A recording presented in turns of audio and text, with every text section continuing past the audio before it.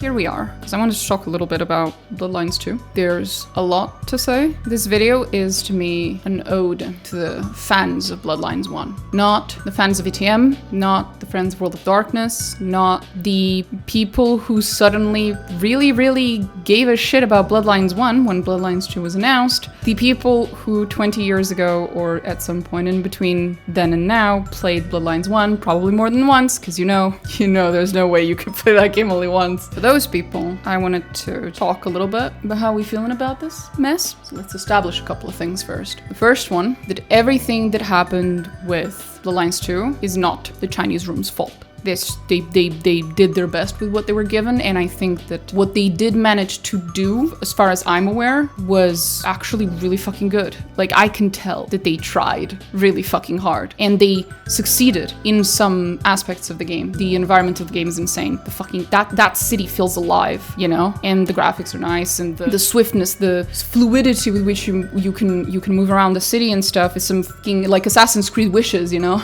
Combat is an interesting take on combat, but it does succeed in coming across as I am a very powerful vampire. I'm not a fledgling like I was in the first game. I am a very powerful vampire. I am an elder.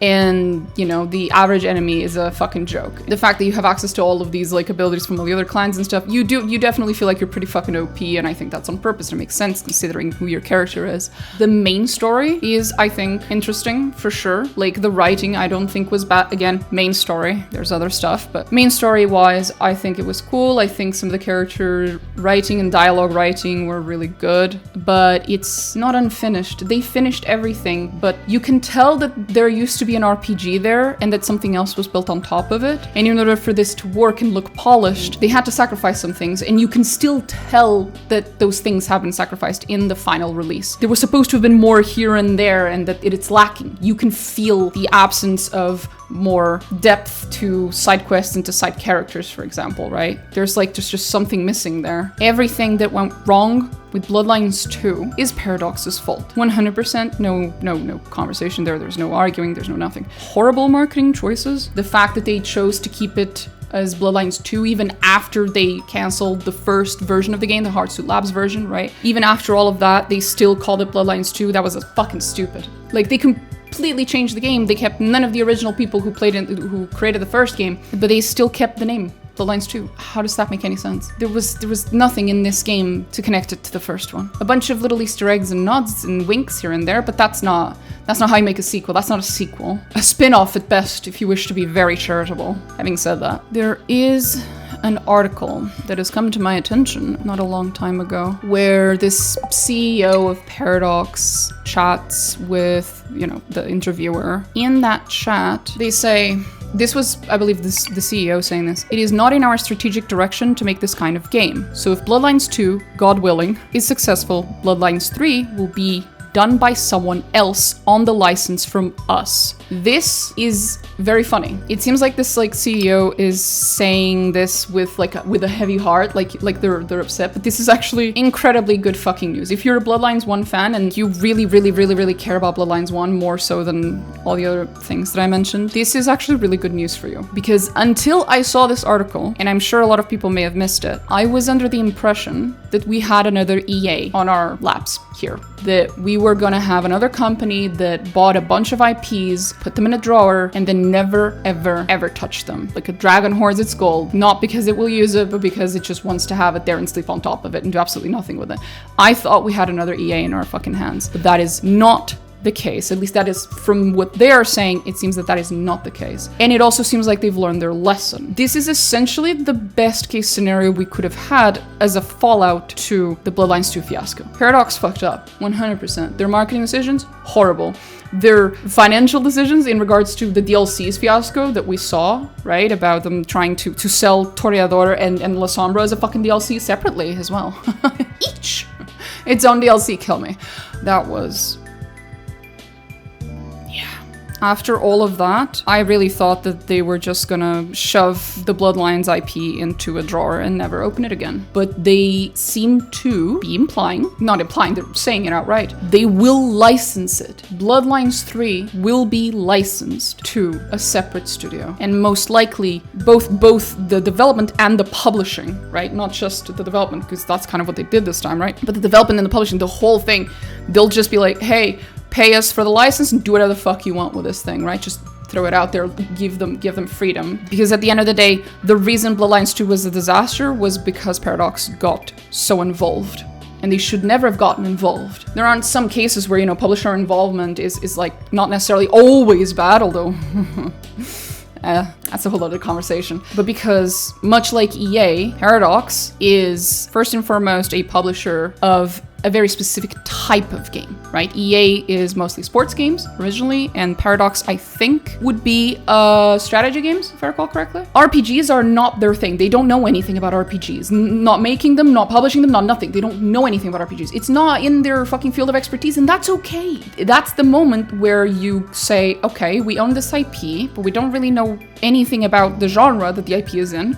We should go find someone who does, and hand them the reins, and then they just pay us a percentage, you know, or a fixed amount, depending on how your licensing bullshit works. It seems like they have learned, which I did not expect this, quite frankly. I genuinely just thought we were gonna see another EA, because the gaming industry almost never learns, especially not the publishers and the suits and the execs and all that jazz, all the corporate fucking bullshit, the people who are peripheral to the making of the game, but somehow know absolutely nothing about games. And then they make decisions, you know, like EA and Paradox do. So this is actually really good news, is what I'm saying. If Bloodlines 2 got you feeling really fucking down at the thought that we will never ever see an actual sequel to Bloodlines, or any Bloodlines game ever again, or a proper RPG, I guess, in the VTM universe, rejoice. Hell hath frozen over, and the publisher has actually learned their lesson, allegedly. I have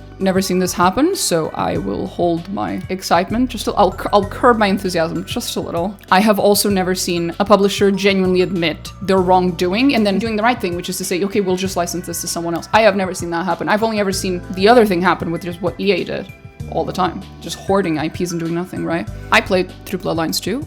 I had fun. About 90% of the time. The other 10%, I was raging. Actually raging, which is not common for me, but actually raging because of the saving system, because I couldn't load as much as I wanted or save as much as I wanted. And sometimes that meant wasting hours and hours of gameplay because I made a mistake, and then, yeah. It's a good step. It's a step in the right direction, I guess. And it's not the end for Bloodlines, or so it seems. There was also a follow-up statement from that CEO in which they said, quote, Paradox is not done with Vampire the Masquerade. Paradox, as a video game publisher, will not directly focus on publishing too far outside of its core competencies in the long run. So, like, this is again a confirmation that they learned their lesson. They know exactly what they did wrong, which was to attempt to control the development and publishing of a game in a genre that they knew nothing about. That they are not only capable of admitting their mistake, but to accurately identify what the source of the problem was is impressive, frankly, and I can't believe the bar is so low it's in hell, but nonetheless, here we are. But it is still good. It's more than I've seen from any other publisher who's ever made this mistake, ever. So yeah, rejoice. We may yet see a true successor to Bloodlines. I just hope whoever picks it up hires Mitsoda, because we need him back.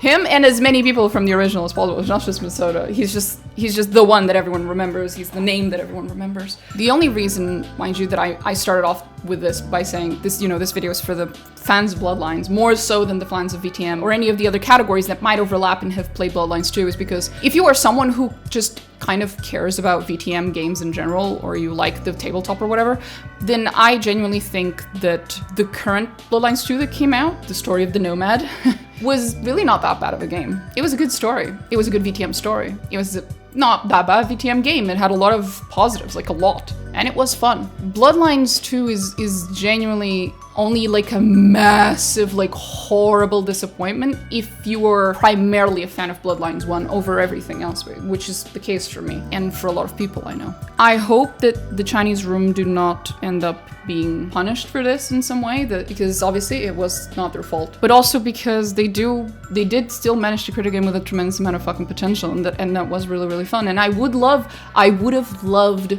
to have seen Vampire the Masquerade The Nomad, you know, a game that was from scratch made by the Chinese room and that told the story of Fabian and Fire, the Nomad. We could have had 2 games, you know. They didn't just rob us of Bloodlines 2, they also robbed us of the Nomad, whichever name you wish to give the game that this should have been, once the previous one got cancelled. Both games essentially got robbed from us. What we ended up with in the end was a weird amalgamation of both. And I think that an actual VTM game that would have been done by the Chinese room from scratch would have probably been a really fucking cool game. I mean, they wrote Fire and they wrote Fabian, they wrote a lot of that dialogue, they made a lot of those fucking animations and the environment, God, the environment of that game. And if they were capable of doing that, then if they just gotten to actually do everything from scratch and have the resources and have the time and, you know, not have the clueless suits breathing down their neck the whole time and terrible marketing and all these pressures and